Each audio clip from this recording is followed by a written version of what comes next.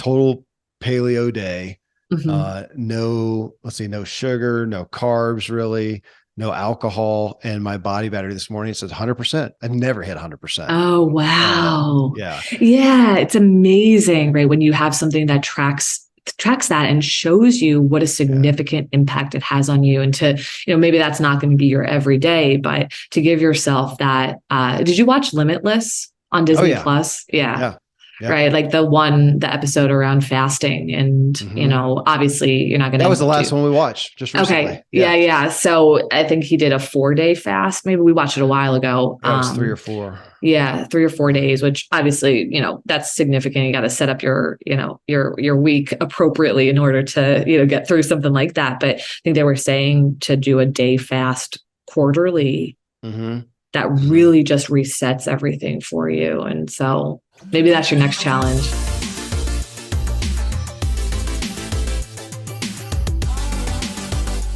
Well, Vienna, I almost ended our last discussion together on a very spiritual place on quoting some of the Bible out of there, and you as a therapist. You know what? I'll start right there because I had Tama Bryant on the show about a year ago, who at the time was president-elect of the APA.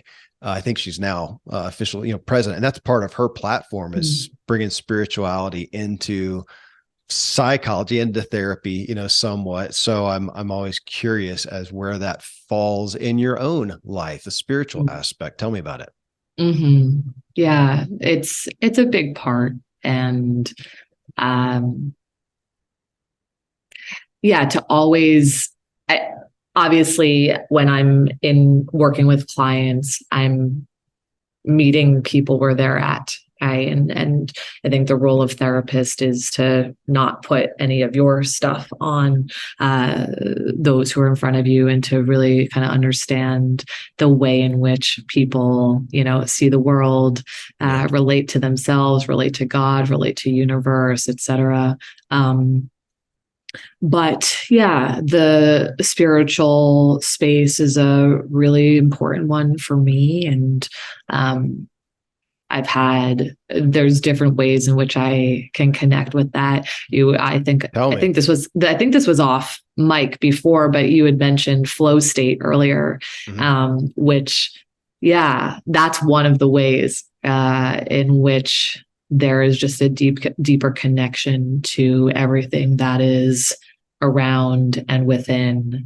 I grew up as an athlete, and always found that when I got into that space, right, that was a place where my mind could kind of shut off, all the thinking parts. And I think anybody who's maybe gotten into that space before knows, like, there's this deep sense of presence that comes when you are just in flow. And I think for many of us, that happens in nature.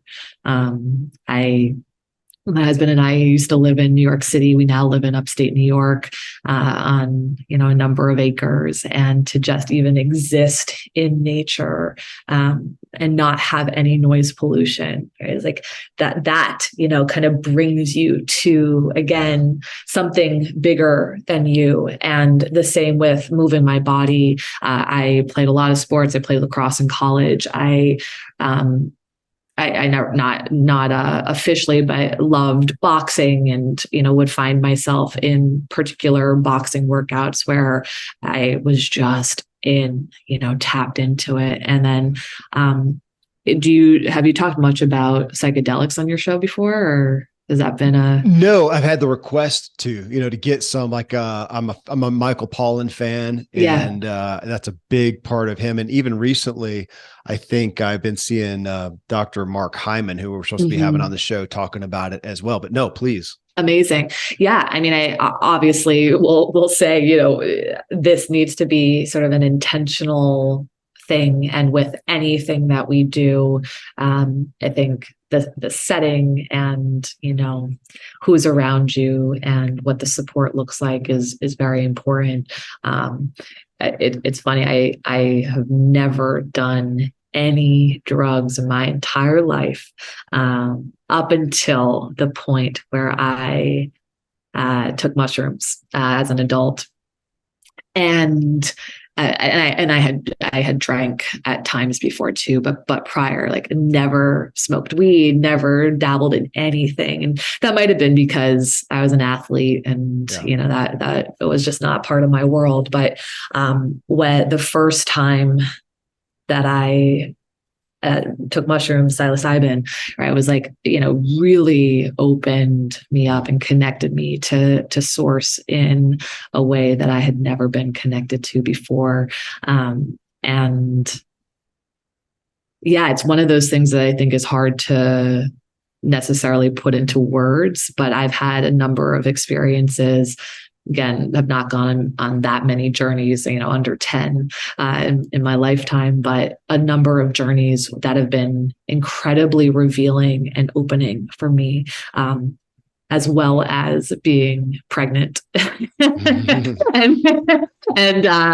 bringing a little one into the world. You think about the different experiences in which it just kind of expands and opens you up to the sacredness of, and oh my gosh, just the magic of, right? The things that can be hard to put into words. I don't know for you. I know you mentioned, do you have 3 children or you have more than 3? You said up at that point you had 9, actually. Okay. Okay. So you might be familiar with the birthing process and sort of like these moments in life that bring you to this space that is just so much bigger than anything that our brains can wrap themselves around. So for you on whether it's daily or weekly or whatever, what are some consistent practices or ways you try to step into that space? Yeah. So movement is so important for me. I try to move as much as I can throughout the week, whatever that workout might look like, going for walks without devices. So like all the distractions away, because I have a little one in my life. I love going for, his name is Code. I love going for code-led walks, which is, I think Montessori-esque, but this idea of, not going at my pace, but going at your pace, in which you show me all of the things that I would 100% miss if I was walking my adult self around. Right. And so like the magic and beauty of being at the level and pace of a tiny human. I think, as many people say, how much playfulness and joy comes into our lives when we are around little humans in the world. It's like that is something that is so special. But I try to get out into nature, even if it's just, even in a busy day, like to just walk outside and touch the tree. And, we've got little nooks on our land where we can go and just sit, sitting with tea. I don't know if you've ever done tea ceremonies before. I am a big senses person. What that means to me is I connect to things through intentional sense. So smell, sound, touch. Right. So what music I put on and get very intentional with that. What scent maybe if I'm lighting Palo Santo in the home or something like that, that again is something that shifts something significantly for me, and to sit in that, right? To whether it's a meditation, but like something very intentional about being with that. I remember when, this is a little bit less now, but when we were living in the city and I was going into work every day, into the office, now I get to see a lot of clients virtually, but this idea of walking like this, what did I call it? Oh gosh, it's so funny. This is my term and I've forgotten it, but maybe it'll come back to me. But this, de-rolling. So as I walk into the apartment, from the outside noise and the outside chaos and all of that, right? It's like, okay, the scent goes on, the changing of the clothes goes on, off and then on, the sound goes on, and the role of being out in the world, being therapist, this identity, right, is this shift into how I'm going to exist now. And so even though it's a little bit different because I don't have to, enter, exit, and I'm not maybe as affected distracted by, the noise and the people and all of that, it's still very important for me on a daily practice to have those pieces there for me. Some of the routines, honestly, whether it's the way in which as simple as the way in which I make my coffee in the morning, right? Like there's a lot of pieces to it. Go figure. I think a lot, somebody who takes something like that so seriously, right? There's like a number of pieces in it that is very supportive for me.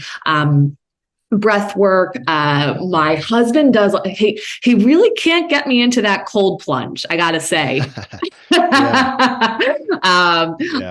Every once in a while, but those are the things I think on the daily connection.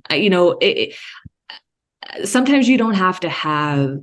I listen to people who are like, I journal for an hour, then I sit in meditation for an hour, then I do that, and honestly, let me just poke a hole in that for some of us. Like, I think sometimes it's really in this day-to-day stuff that is more accessible, but when we do it distracted, it's not as meaningful as it could be. It's not as sacred as it could be. Right. So like going for the walk, but if you're on your phone the entire time, that's a really different experience. Playing with your children and, but being distracted because the television is on, it's a really different experience. Doing your coffee, but not being intentional with it, right? It's like, that's a very different experience. So I think one of the things is about actually being deeply connected to the things that you're doing and eliminating the distractions so that you can feel and connect and experience, the magic and the sacredness that I think kind of exists in everything. You use the word sacredness. So we are very kindred spirits in what you talked about. And as much as I like spontaneity and I don't like confines and I don't like, I don't like confines. So even schedules and whatever, I tend to kick against. It was my brother who, by the way, very, very into psychedelics and journeys. That's a big part of his life. But he brought it to me. He was actually talking about both of us. He says, we're both really appreciate our rituals. And I hadn't thought about that I am very like that ritualistic in my coffee, in my tea, in my wine and dinner, in my music. And even that, I live out in the country like you do, but I come in from the house, take my shoes and socks off and put my feet. We have a concrete floor that's just a couple inches above dirt. So it's a grounding, and just, so I appreciate that. So, but you put in that word sacred. I like the sacredness and the rituals and kind of honoring that thing we're doing instead of just rolling through it, which is hard for me sometimes with some of the movement stuff. I'm thinking of performance over that. So you said your kid's name is Code? Code. Spell that. Code. That's interesting. We have I have one, Nekoda, Nekoda. We call him Coda. So I was just, cute. We're going to say something about the sacred and the ritual.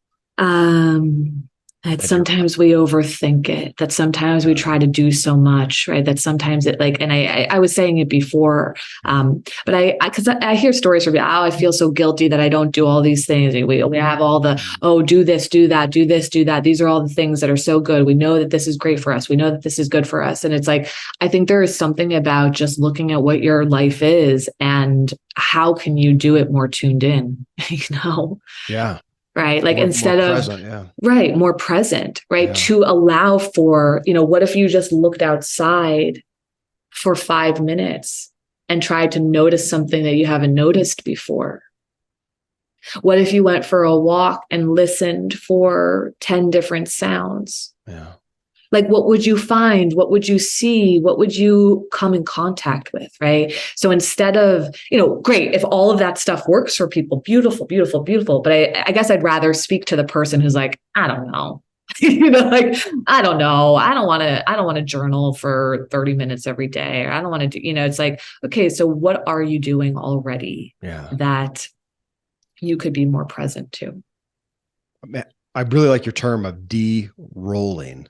Getting out of those roles.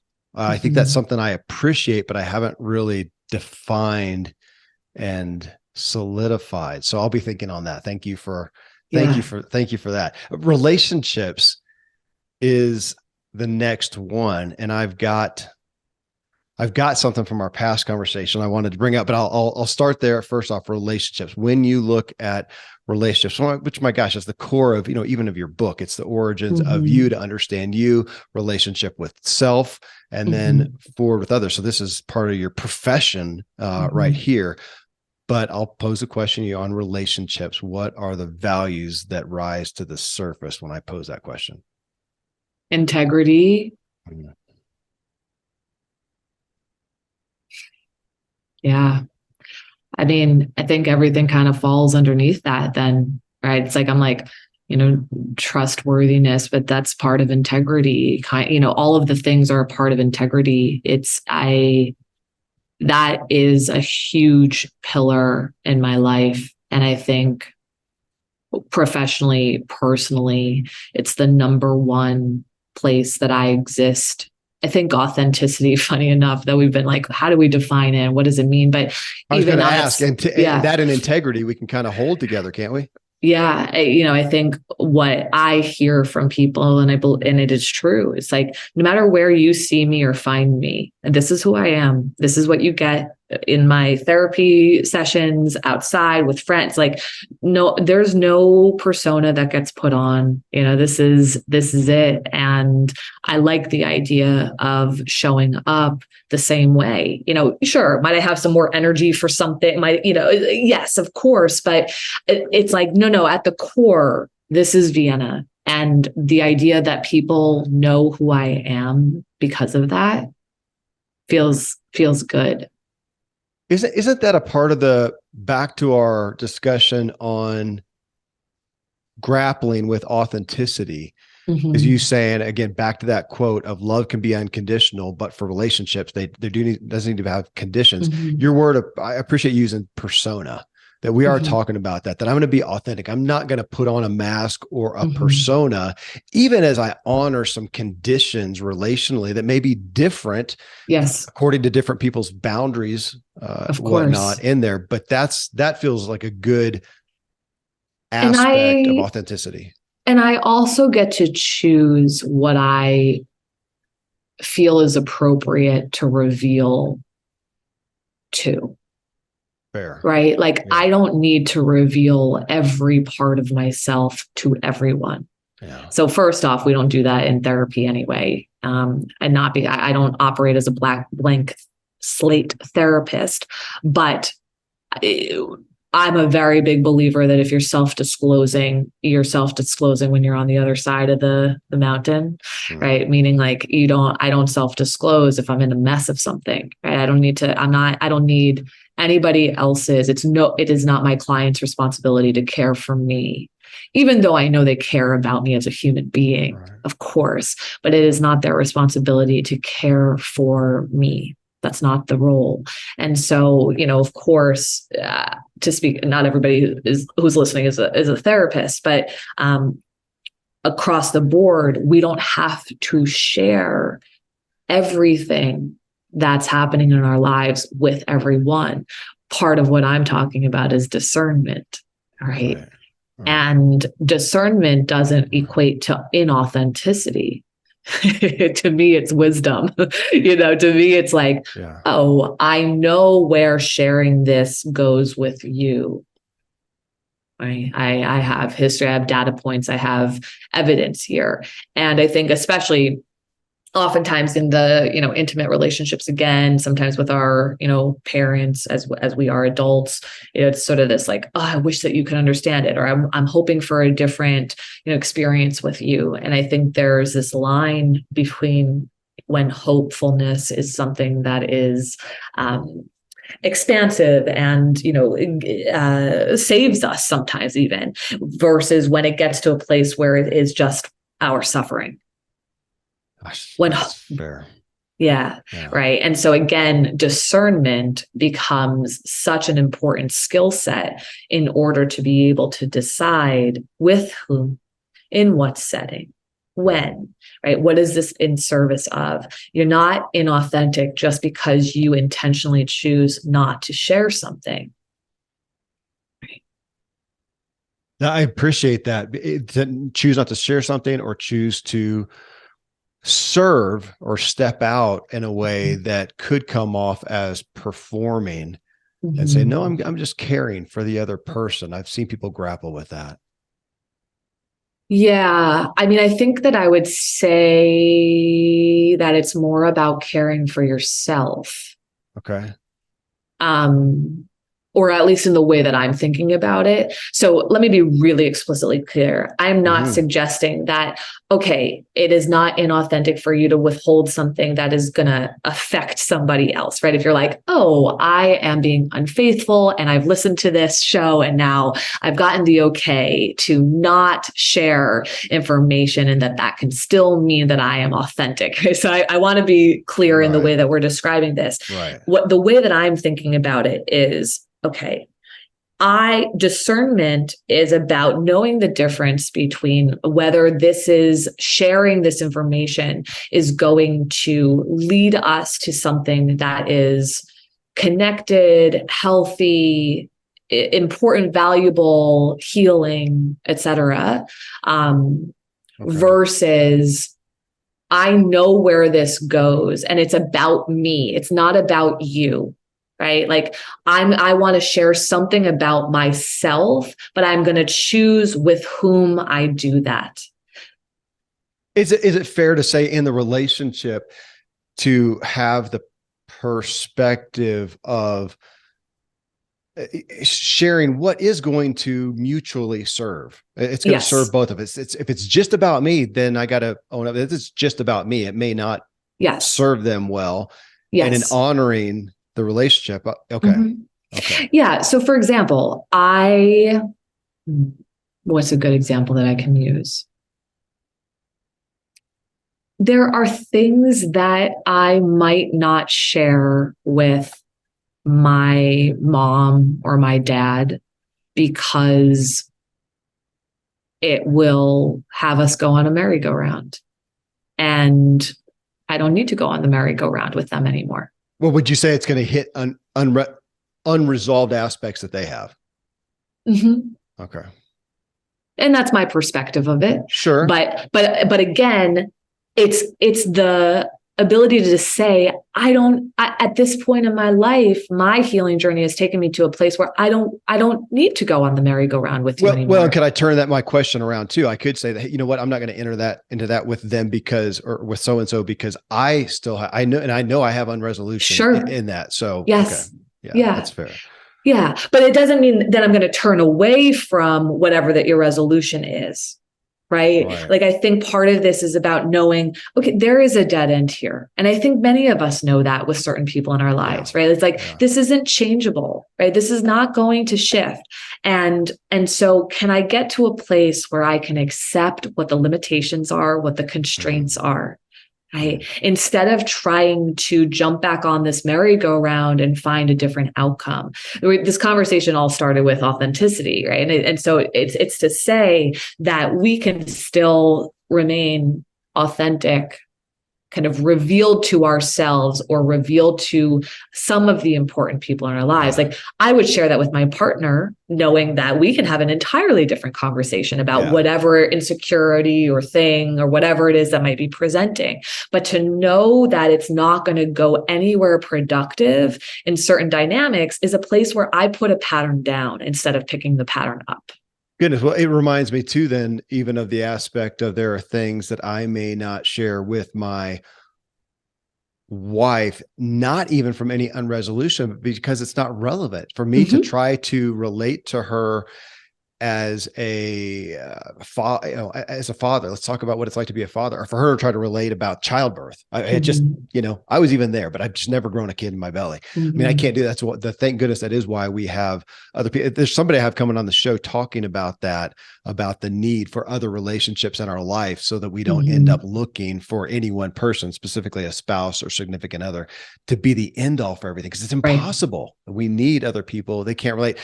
So on that, on an aspect of this, I thought of this on the first part of the show and wanted to ask, this has got to be,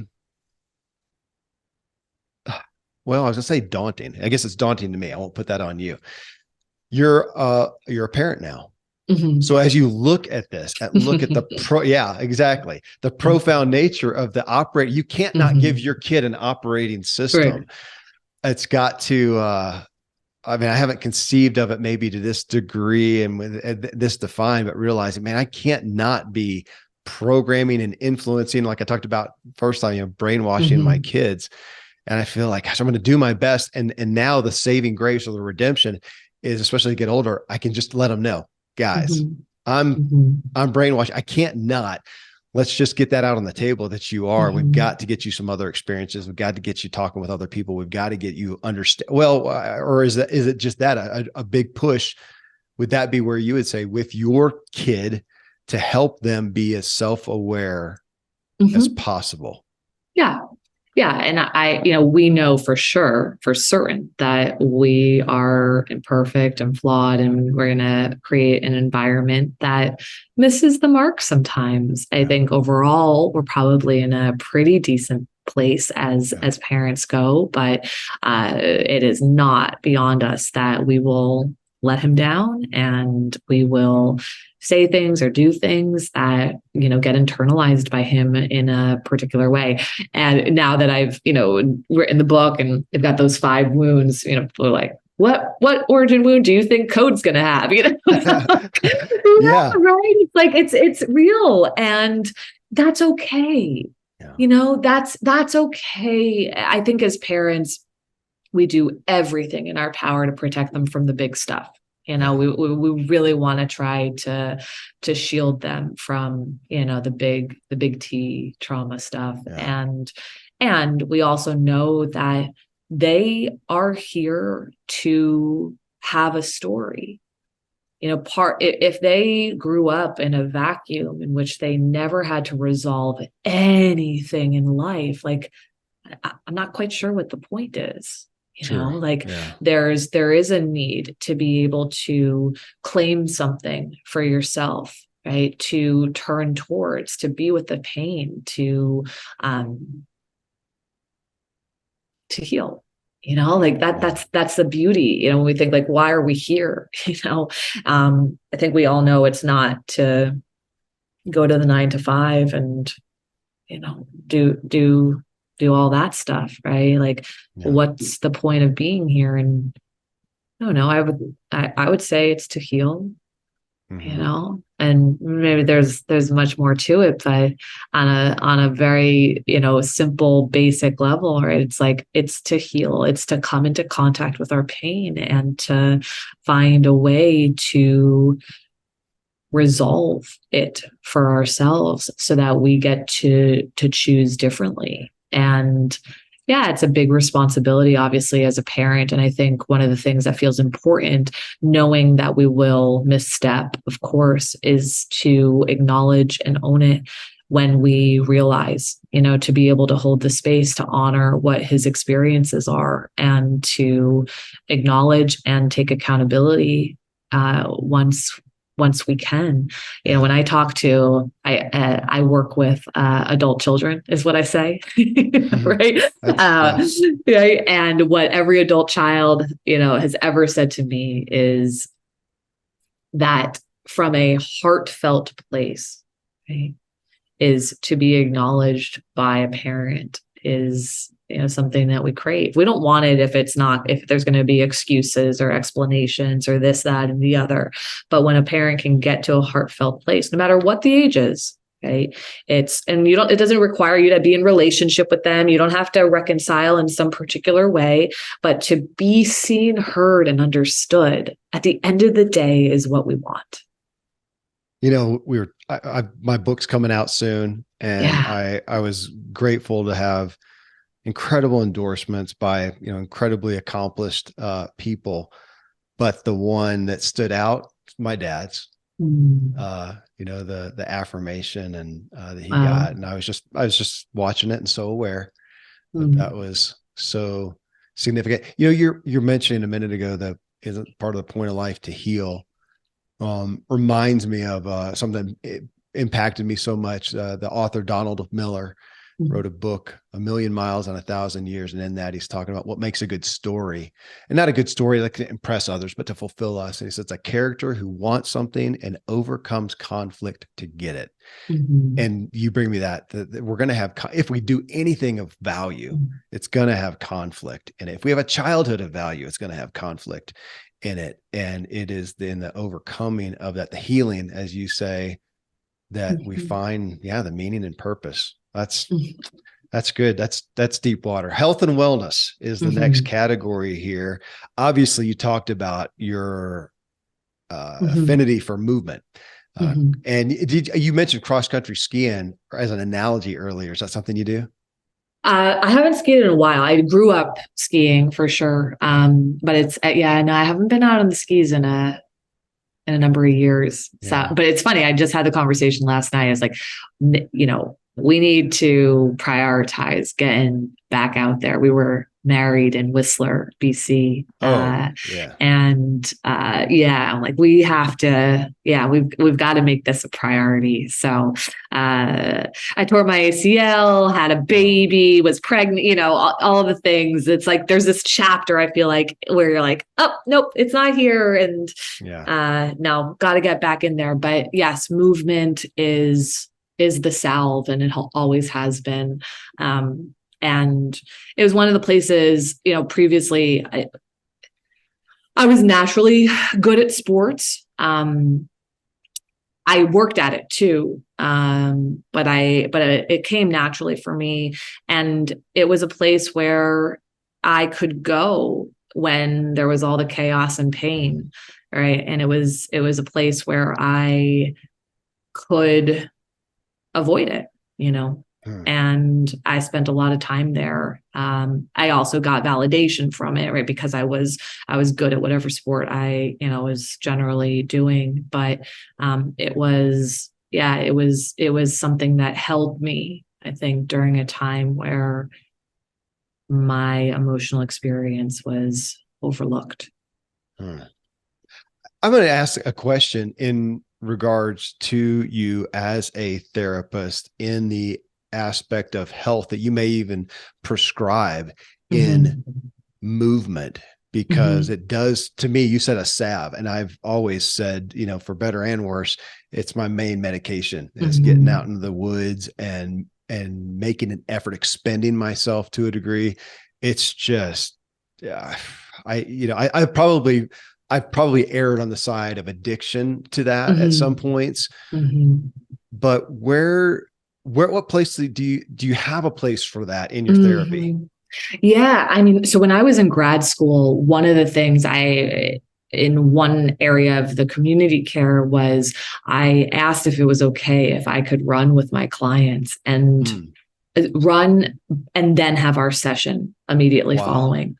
And I got the okay on it. I always like to think a little bit outside of the box, as outside of the traditional environment setting for therapy. And I remember there was like one particular client at the time who was a runner, and he had gotten a scholarship to run in university, but then lost the scholarship because of drug use. And we were working through some stuff, and we had a great relationship, but there was something about, it's like, do you want to run together?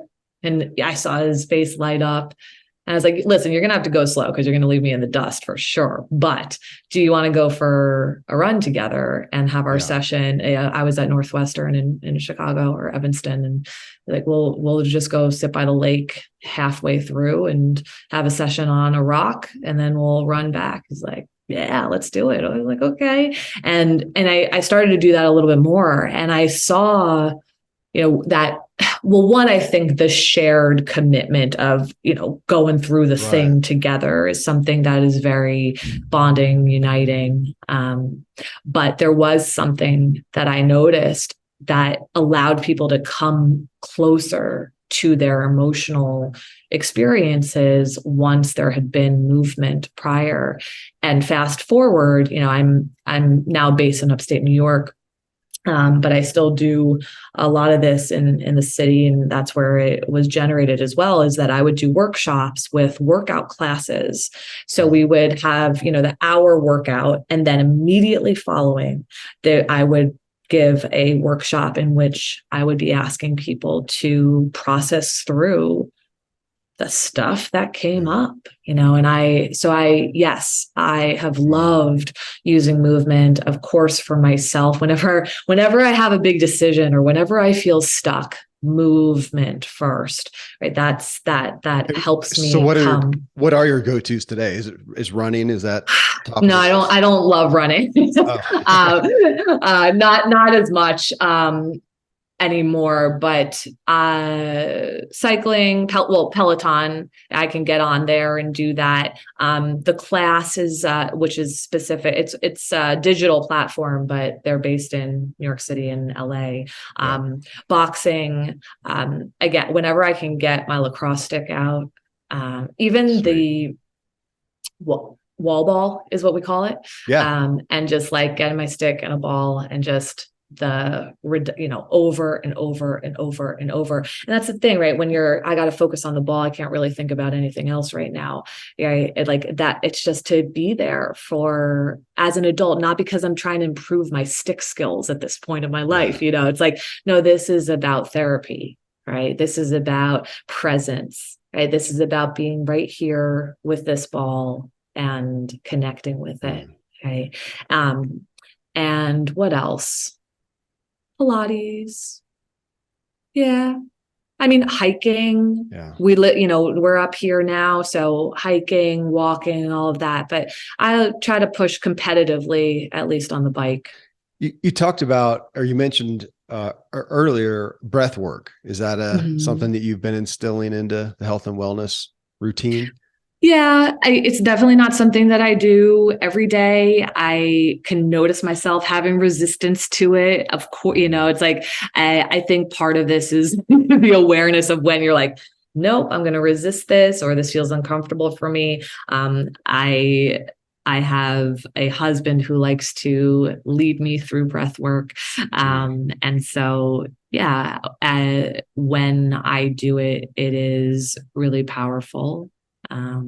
And I guess I'm thinking of it more on the grander scale when I'm setting aside quite a bit of time, but like box breathing, I do every day, multiple times a day, where it's like, you don't even realize it. Like it doesn't almost feel as intentional as setting aside 30 minutes to be led. But now, speaking to the parenting side, we're doing it with code. Right. He's 2, but it's like, and he's obviously not counting, the box, but to just breathe in and breathe out. And it's so adorable because the moment we go breathe through your nose and we do the big breath in, and then he stops crying or he stops having the emotional, kind of the big emotions, and then out through your mouth. And he does it. He goes, and it's like, it's immediate, right? And so it's so special to see these tools that work, even when they don't necessarily have the full understanding of what's going on. But some of the smaller stuff, yes, on the daily, and then some of the bigger ones, less frequently. But the box breathing, that's become my go-to when I realize constantly that my shoulders are up. And I'm just breathing shallow, and I may be excited, it's not bad, but and then sit there and do that. Tell me about nutrition on the nutrition side. Anything that specific that you adhere to there? I think a lot shifted during COVID, honestly, because we went from eating out quite a bit, or, having food delivered in New York City, sort of the culture there, to cooking everything. And I noticed a huge shift during that time. Is like the consistency, the predictability for my body, and how much I've been dairy free for a really long time. And even just noticing, I think as I age, notice certain reactions to things formerly that wouldn't affect me. Like now I know that I have gluten issues. It doesn't mean that I never partake in gluten, but like I'll get kind of a rash around my eyes, and it's like, oh yeah, the body just lets you know if you're willing to listen to it, you know? And so anyway, my point is we pretty much cook every meal, and we eat cleanly, and our bodies thank us for it. And, you know, it's, like you can feel the difference so significantly. It's automatic. Even when we eat out at a good restaurant, you know, it's like, it doesn't matter. My stomach doesn't manage it as well as it does when I'm cooking at home and when it knows what it's going to get.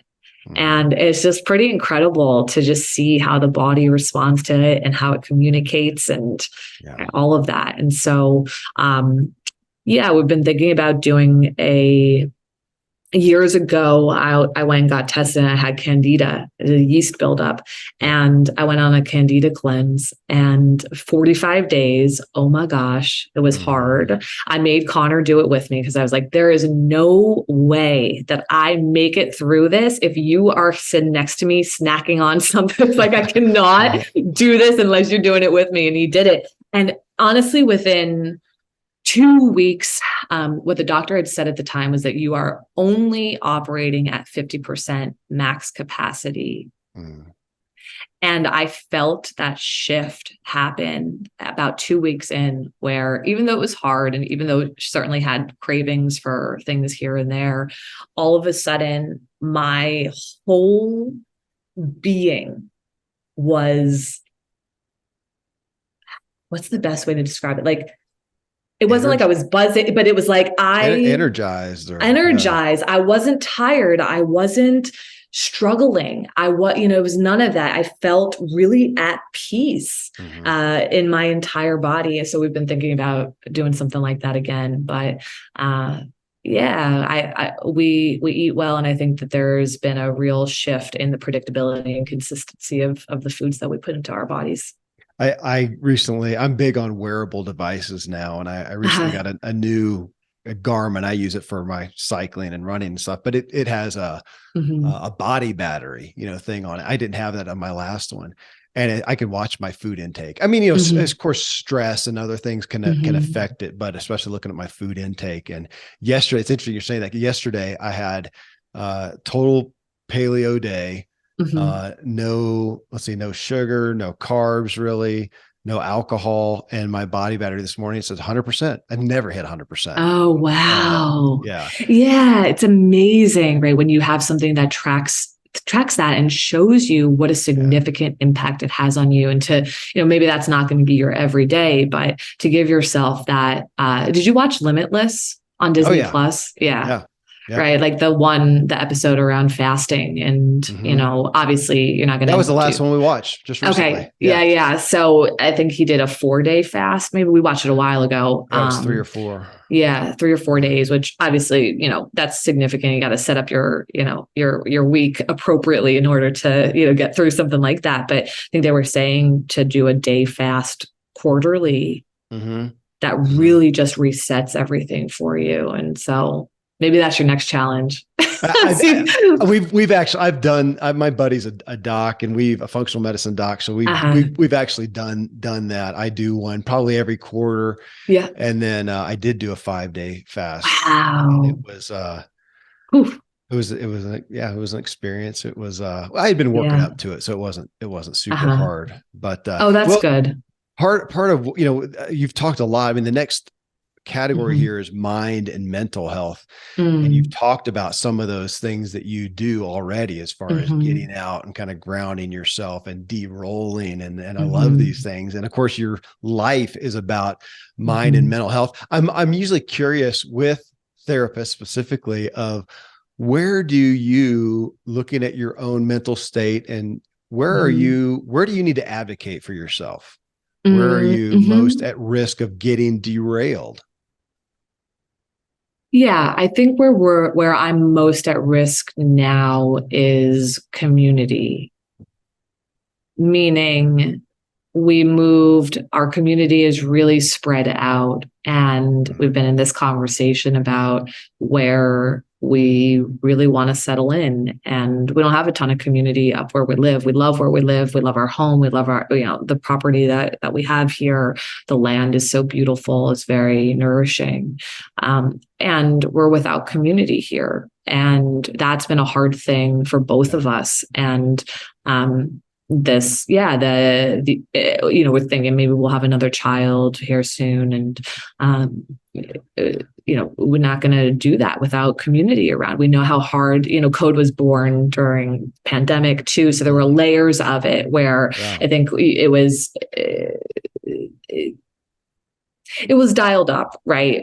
We didn't have people coming over to visit us, in part because it was the pandemic. And so, I think community support is so important to us. We have such amazing people in our lives, but because they're all in different places, we don't get the benefit of that. And there's been times where we've spent a month with, a number of friends in a location, and that has been the most fulfilling and expansive experiences for us. And I think finding that place is the next thing on the list of to-dos, because we are relational.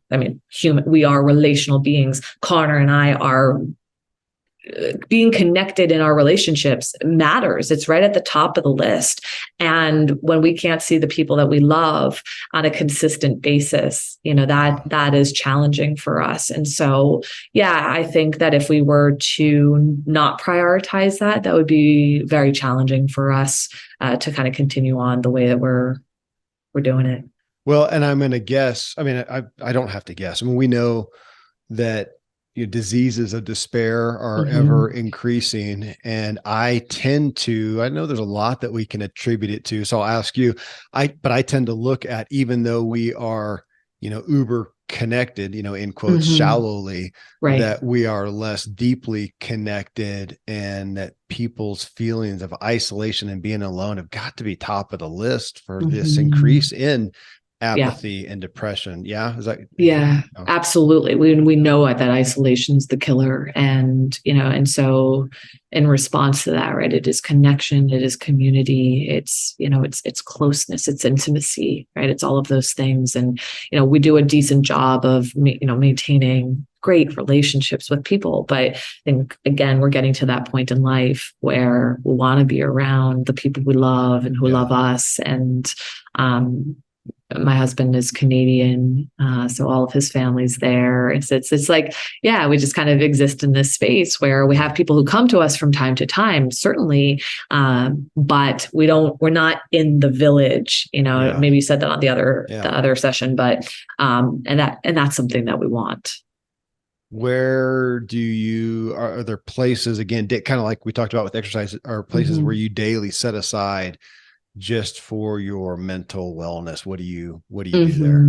Yeah, well, it's certainly a little more challenging with that kiddo running around, but like once in the mornings, we're very lucky to have a child who sleeps until about 7:30 right now. It's not too early of a rise, so we get that little nook. You said 2 years old? Yeah. That's pretty good. So we've got a little nook in the morning, and then he goes to bed around 7:30-ish as well, and that time afterwards. And so, morning rituals that we talked about before, really important. Connor and I will generally carve out a time in the day where one of us will go work out so we can get that piece. I don't know if I mentioned this on the other, I'm an only child. I might've said that kind of in passing. So, I grew up, with myself. I like my alone time a lot. I love being connected to other people too, but I really like my alone time. And that is important for me. And so whether that's going for a solo walk sometimes, obviously I've repeated it now endless times about, working out and carving out some of that for myself, taking a bath and, just being very intentional with some type of a ritual or caretaking experience. For me, that feels important. It's like trying to get those into the day, at least one of those things into the day where I just get a little bit of Vienna time, but also where my partner and I get couple time too. I think when you're navigating individual, couple, and family, it's really hard sometimes to juggle. And you might be able to speak to the challenge of this even more with 9 kiddos, right? Of like, where does the individual fit in there? Where does the couple fit in? When we're prioritizing family or connection with children and knowing how important that is. But I've always said that the family is only as strong as the couple is only as strong as the individual, right? It's like in the system, right, rises from the individual, right? How healthy I am as an individual will play into how healthy we are as a couple, how healthy we are as a family. And so that reminder of what do I need, Vienna, in order to be well, and for me, it's like, some of it is the self-care kind of quiet, but sometimes it's like, babe, I have to go into the city. Like I need a time with my friends there. Or I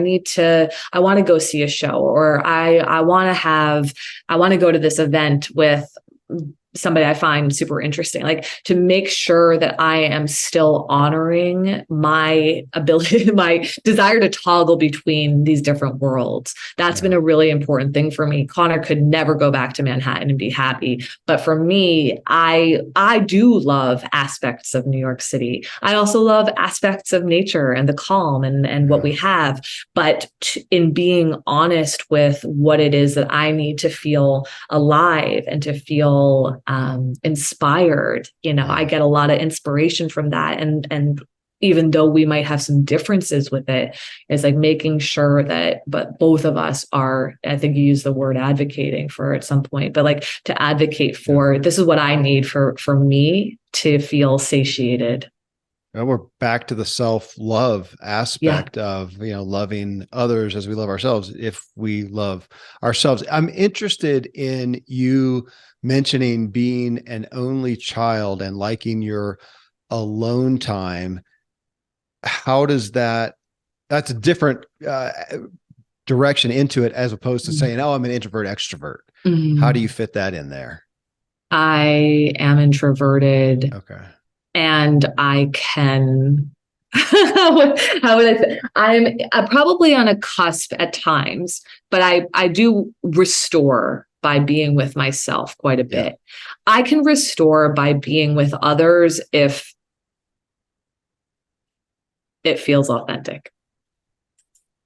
There's my rub. And I had another therapist on one time when I was sharing about the social things that I can do well in, I can function well in, but they drain me. And I mentioned being an introvert, and he took me to task a little bit. It was Dr. Benjamin Hardy took me to task a little bit and really brought out that also I tend to not be authentic. I perform I do put on, I don't know, somewhat, maybe, I don't know if I want to say a persona, but I'm a people pleaser. And so I don't know how to turn that off somewhat as well, but I do back to, I don't know. Is it my programming or is it just me? Right. But I do feel like I need that alone time. But sometimes even reading your book, I'm thinking, gosh, but how much of that sometimes is I need the alone time because I just need to avoid all the stuff, the drama. Yeah. But I think the question is like, what's the fear? What happens if I don't perform in this setting? Yeah. Right. Like what happens if I don't please in this setting?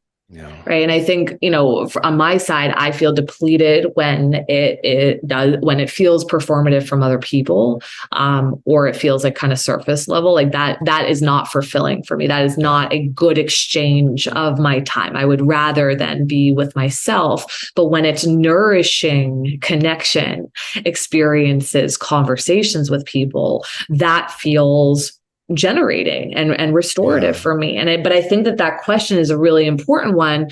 You, the listener, right, is like, what am I afraid happens if I am not on, right? If I'm not performing, and we're not talking about you presenting on stage or something like that. Like, of course, there's a job to do if that's the case. But when it's just like you with people at a cocktail party or some event that's not about you, right? It's like, yeah, like who am I if I'm not performing, and what's the story? Right. That's interesting. Yeah. Yeah. I still have work to do there. Back to reading in your book about well, I don't know if you use these words, caretaking of other people's emotions. I want them to feel good so that I feel good. And I get caught in that, especially in a group setting, which is different than this. I'm not doing that here at all. Yeah. And this is not draining. This is almost a flow state, honestly, of having this conversation. But that's interesting. I have a brother 7 years younger, sister 10 years, so I was more an only child. So it's interesting too. I hadn't thought about that I got used to my alone time there, in addition maybe to being a little introverted. Well, Right. the next one here is work and career and business. And I will ask your values there, because I assume you're in, or you could be in, a time of shift, transition, whatnot. You've been therapist, you've been, doing social media, like we talked about. You've got, whatever it is, 600,000-700,000 people on Instagram following you. But I assume you've been primarily the role of therapist. Now you are author, with a book that's selling incredibly well. And with that and now you're doing this, you're doing, guesting, and probably getting lots of other opportunities as well. I would assume it is bringing you to a place, which is where a lot of my guests are, of kind of looking at, okay, what do I value here? Because there's a lot going on. Yeah. That's right. And I still get a good giggle out of the title of author. People are like, you're an author. I'm like, no.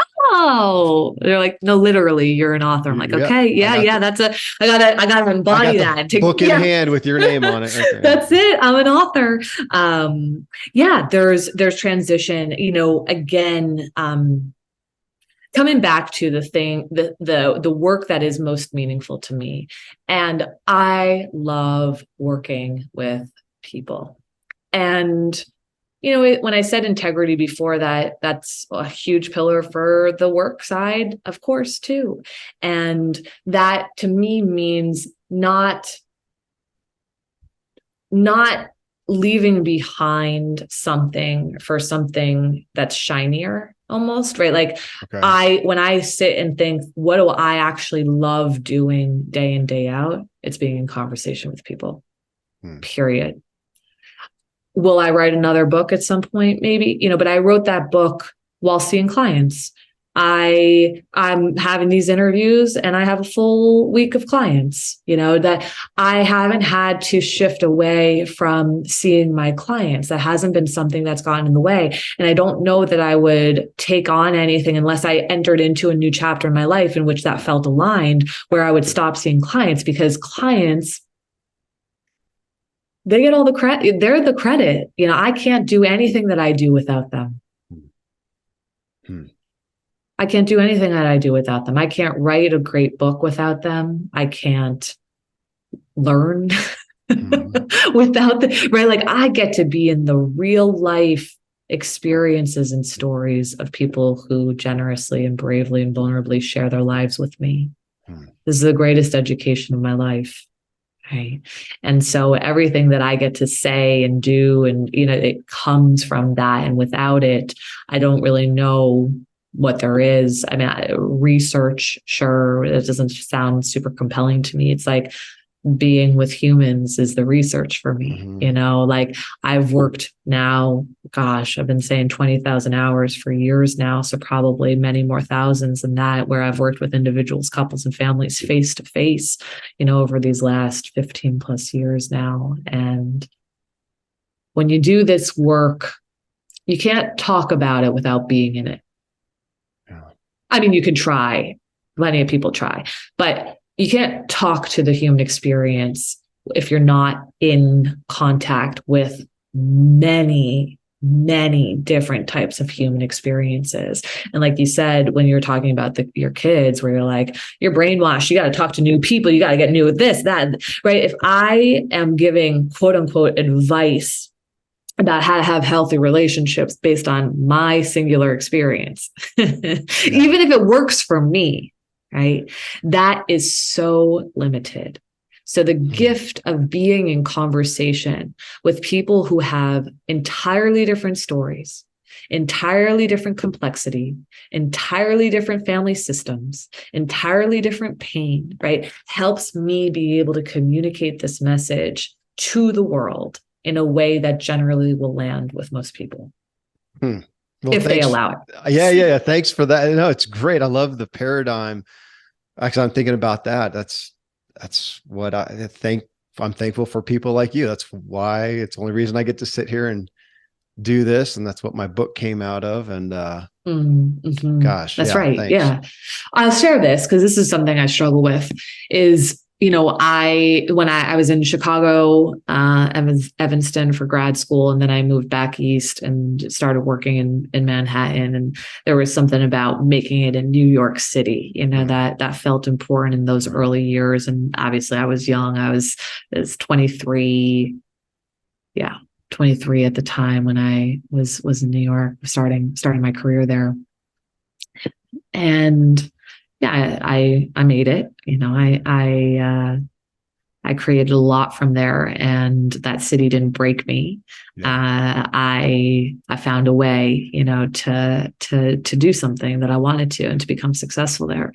And that, I think, for a period of time, that was a badge of honor. I think for a lot of people who have spent some time in New York City, it's like that can feel like if you made it in New York City, you can make it anywhere, right? It's like sort of that mantra that a lot of New Yorkers have. And I feel confronted by the idea, we've sort of the little stepping stone. We're upstate New York now, but still have my office in the city, still go in for events, still can touch it. And I feel confronted by the idea of going further away from it. And like existing in this work without that badge in some ways, and it's not figured out. It's a little messy, but as we think about, I said, what I know to be true is what at the top of the list is community. It's being around the people we love, and that's not, I have many people I love there, but that's not a workable place for us as a family for a number of reasons.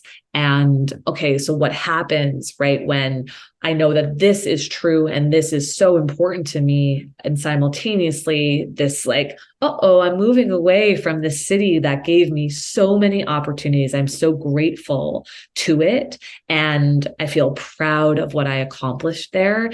And can I still be this somewhere that's quite a bit quieter? And so again, it's a question that I'm sitting with and reflecting on, and I don't have the answers to it all right now. I'll let you know when I do, but when it comes to work, it's a question that I'm holding for myself right now. Thanks for the candor. I think a lot of folks will relate to that. And a piece of that, when you're talking about work, is money. That's the next one. Money, finances, wealth. Where would you say your values are as you look at, money? Relationship to money has shifted so much over the years. I grew up with a father who was like pretty middle upper class, right? Or sorry, upper middle class. I think that's the right way to say it. Nothing fancy, but like decently well off. And then my mom was kind of poverty line, honestly, and very different ways of existing and living in the world. And I grew up, I was living with my mom for, the majority of my childhood. And then I started living with my dad, I think maybe in like 7th or 8th grade, I made a decision to leave. And I remember when I started really thinking about my relationship to money, part of what drove the desire to make money, to be independently financially successful, was the fear of existing in the world in the way that my mom did. It was hard because as they were going through this divorce, and she had nothing and he had enough, he had plenty, right? It's like I saw what that looked like. And what that looked like was really scary to me. Right? It was like, I cannot be in a position where someone or something outside of me has control or power over me, right? It's like, I need to be powerful. I cannot be helpless. I cannot be powerless. And so, it was motivated and driven from a fear-based place for a really long time. And, in the book, I share something that a colleague of mine says, which is, that our wounds and our gifts are next door neighbors. Wounds and our gifts. Yeah. Right. Like when people are like, well, I wouldn't be I wouldn't be who I am today without the story. Right. Yeah.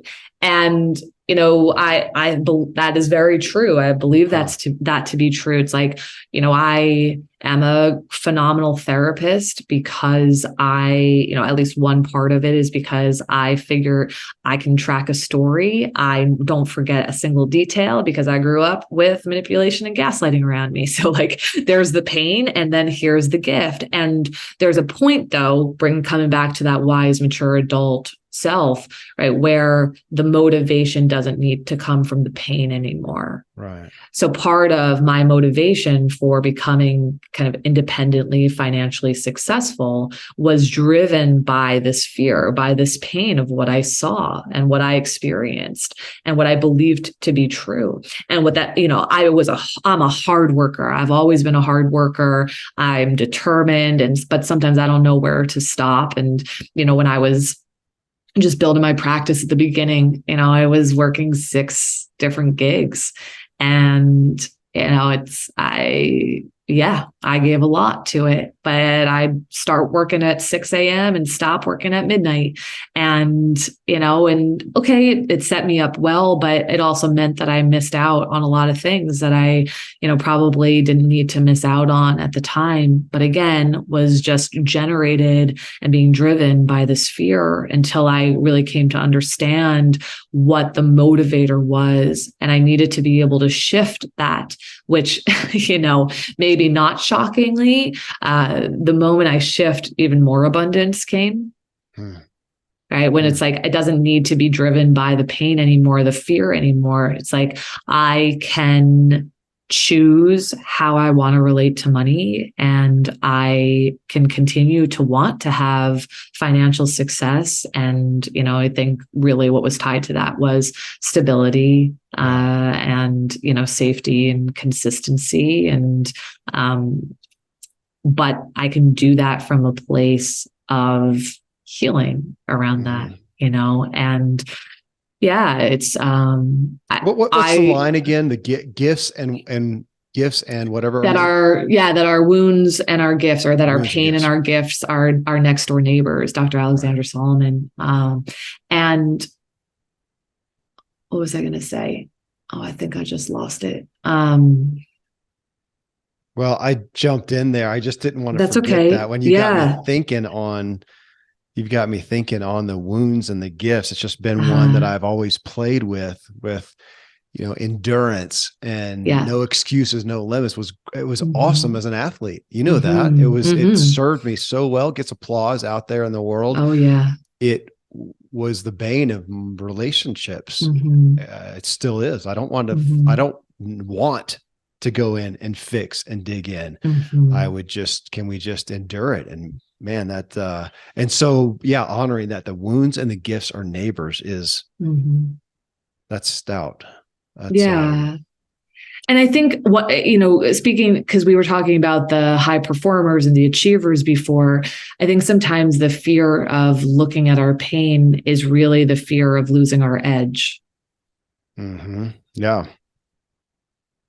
Right. And this idea, and, I work with athletes and other, high performers, high achievers. But, I think this idea that just because you are looking or addressing something or healing something doesn't have to mean that you're losing your edge. Sometimes we're so motivated by the dark, by the pain, like whatever inner critic or whatever we say to, like, I'm going to prove them wrong. Sure. Or like whatever it is you need to say to pedal faster, or like whatever. It's like, I think that's the trouble, is that we know that we can get those outcomes in different ways. You ever watch basketball, college basketball?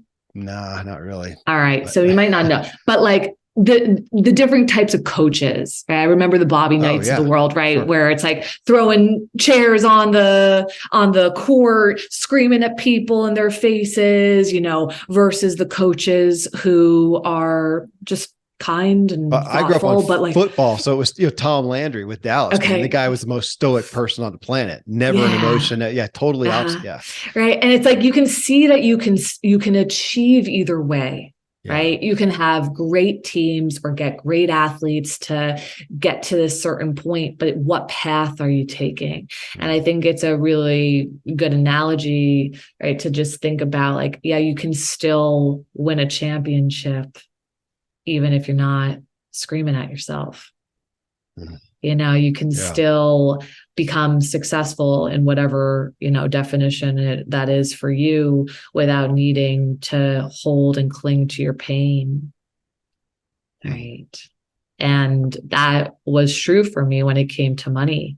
Right. It's like I said, when I started to resolve that and not be motivated by the fear, more abundance came. Yeah. It's big.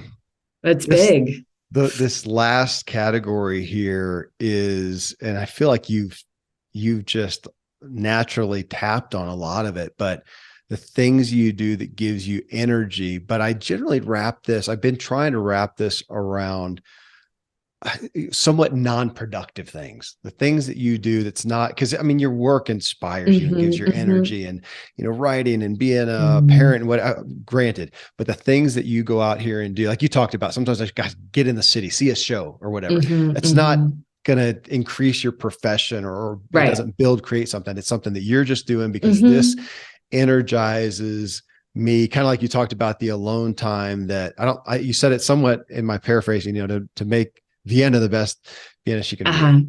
Yeah. So any activities, interests, hobbies, something that fall in that line? Mm-hmm. Yeah. Being with my son is a huge one. There's nothing that does for me. Maybe it helps me connect to other people who have children and, understand their stories a little bit differently, but to just being present with him and playing with him and like watching his cute little like mannerisms and little personality emerge and the funny things that he does, that energizes and is so nourishing and fulfilling. Great conversations with people. It's hard when it's almost like everything that exists does play into my work in some way, but it's not for it. It's not intentionally like, ooh, what am I going to get from this that's going to support me professionally? Right. It's like, I am so fulfilled and nourished through deep conversation. Love, intimacy, right? It's like when I say intimacy, I mean going innermost with myself and going innermost with others. And when I get, and that's certainly part of conversation and connection, but when we get to exist in that space, that feels so rewarding. Like having reflections, that's energizing, right? In some ways, like, not because I need to, this is why, or now I'm connecting every dot, but there's something about reflections and introspection that when something clicks in and you're like, that's that opening for change, that's so inspiring and invigorating.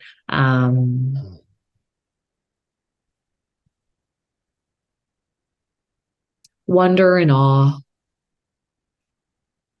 Just seeing the beauty of the world and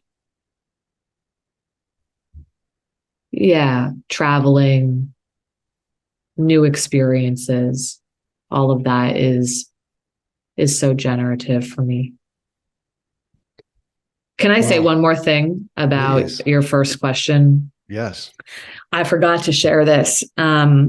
A few, maybe 6-ish weeks after Code was born, my golden retriever, whom I had for about 12 years, he passed away, and he was diagnosed with cancer a couple weeks before Code was born, and they said that he had a few days, and he wound up extending it a bit. We didn't, no surgery or anything that we did. We just sort of let him have his kind of natural ending. And he had asked me about spirituality at the beginning, and being present for, his name is Bronx, being present for Bronx's death was one of the most meaningful and spiritual experiences of my life. And he died at home naturally. And I remember, there were a lot of lessons that were coming up, and Bronx getting cancer really out of nowhere. He had been super healthy before that, just kind of came in, and then it was like, all right, it's going to be over. And it was like, whoa, this is shocking. And wait, this feels particularly cruel because I'm bringing my firstborn into the world simultaneously. And like, wait, what's happening? And all of that. And then finally kind of let go of control. And I remember the morning, there were a couple of times where we thought it was going to be the last day, and he bounced back a bit, and he was so funny in his final days. He had such humor. And in the final morning, Connor, my husband's laying with him, and he calls to me and he's like, V, I think he's going to be going now, if you want to come over. And so, we had some support in the house. So I left Code and went and laid with Bronx, and it was forehead to forehead with him. And Connor had his head on his chest where he's listening to his heart. And, we're breathing with him, and animals know how to die. He didn't really need any support from us, but we were there, and it was just the most beautiful experience ever. I mean, it was so painful to lose him, but to be present for his death, and to have this takeaway of like, I remember afterwards saying, I hope that everybody dies the way that Bronx died, feeling loved and held and welcomed back, buddy, in whatever form you want to come back into this family, like, we've got a spot for you. We love you. You've been such a good dog, and all of this. And I just remember just being in this space, and he took 2 final breaths. I think that one, maybe when his soul left, and, the last was just his final breath. And, we just arched his neck one way, and I thought that was it. And then he arched it one more back. And then, that was when his heart stopped, and we sat there with him. And, I have had people die in my life before, but I've never been there for the final breath. I'd never been holding someone. I know this is an animal, and but for those of you who have dogs, you understand how much they're a part of your family, and how meaningful they are, even though they're not a human being. But I just remember like my relationship to death shifting, and that felt so important for me. There was something about it in that space that just made it so much less scary. It was like, I think, as Stephen Jenkinson says, we are a death phobic, grief phobic society. Yeah. And there was something about that experience is like, this is beautiful. This is beautiful. And I wanted to share that just because it really shifted my relationship to death. And I think that takeaway of like, I hope that everybody can die this way. And I know that people will not. I know that not everybody will be held, that their last experience here is not going to be, I am so loved, I am so held, I am so worthy. But there was something about that was like, oh, that's got to be if we can resolve, if we can face if we can do these things, then we begin to shift these relationships in some level where, as we transition, like maybe that can be our experience. And so, yeah, just wanted to share that here. Thank you. I Yeah. feel honored that you would share that. I'm grateful for I'm not surprised that you're successful as a therapist with your heart and depth and insight. Thank you for bringing it here. Thank you for bringing it to me. I get to be the first and most beneficiary of that, but I'm so grateful to bring this message and you to everyone. Vienna, thank you. Thanks for the time. And yeah, just your heart and investment in this time with me. I'm incredibly grateful, forever grateful. Thank you. Yeah. Thank you so much for having me.